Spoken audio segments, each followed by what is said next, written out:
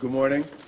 I want to start by addressing the current state of affairs in the Merrimack Valley and want to say a few words to the impacted residents. As everybody knows, on September 13th, this region watched in horror as 3 communities were struck by explosions and fires as a result of an overpressurized gas pipeline. Homes were lost, businesses closed, and a young man lost his life. For thousands of residents, we know that your world has been turned upside down. This process, for a variety of reasons, has been painful, frustrating, and inconvenient. All of us have heard tough stories from you on delays, poor communication, and the headaches that have infiltrated your day-to-day life, whether your commute from a hotel is long or you're trying desperately to get your business back up and running.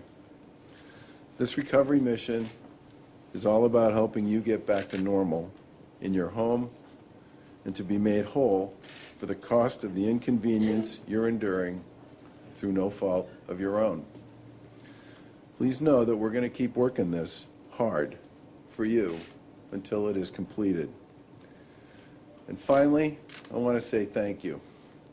Despite these conditions, so many of you have extended acts of kindness to your neighbors and the work crews who are out all night doing construction on your streets.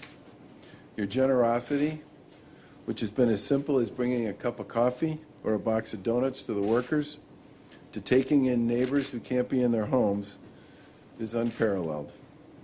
It's a testament to the incredible spirit of the people in this community, and it's what the fabric of this Commonwealth is all about.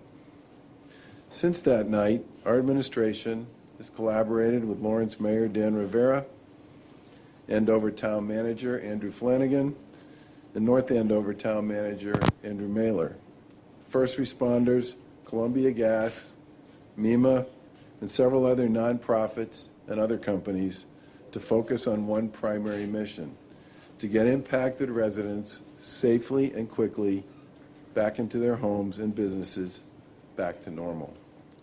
The mayor and the town managers have been on the front line since the beginning, and I'm thankful to them for their tireless efforts to put their communities back together. They won't rest until this job is done and have been incredible advocates for the people that they represent. There have been many steps in between to offer services and loans to help ease the burden associated with the service disruptions. We appointed Joe Albanese to be the Chief Recovery Officer for this project. Under his direction, Columbia Gas and the team that's been put together have been working 24/7 on this operation from the command center that has been stood up in South Lawrence, recruiting 2,000 personnel to do construction and repairs in the midst of a booming economy, digging up streets to replace 45 miles of pipeline, repairing and replacing pipeline and service lines, thousands of service lines, to ensure gas can safely flow back into dwellings, entering every home and business to inspect damaged appliances and make the appropriate replacements and repairs from boilers to stoves. Despite the overwhelming infrastructure and swell of professionals who have traveled here from all over the country, this ongoing recovery process has been difficult and challenging. From the beginning, Joe described this massive undertaking as a creative recovery process. In large part, this is because this tragic event has created multiple obstacles and challenges. This includes making repairs to old housing stock alongside the work that needs to be done on the appliances, and establishing necessary accommodations for impacted residents who are fighting just to get through their daily routines. And as these challenges persist, we all know temperatures are dropping. Today we're here to update you on the home repair process, or house ready step as we've called it from the beginning, which has not progressed as rapidly as initially forecast. Recognizing this as an obstacle, the team has spent the past week making adjustments to add manpower and identify new efficiencies to increase progress safely. They're also accounting for the cold temperatures and the potential winter weather that's coming soon. To correct and improve this step, Joe and his team have identified several areas, including introducing efficiencies to the block concept and onboarding more contractors with additional supervision, recalibrating the House Ready process to focus on first restoring heat and hot water, adding manpower, which will escalate to a workforce next week of nearly 1,400 plumbers, electricians, gas fitters, linguists, inspectors, and assessors who will be in the field.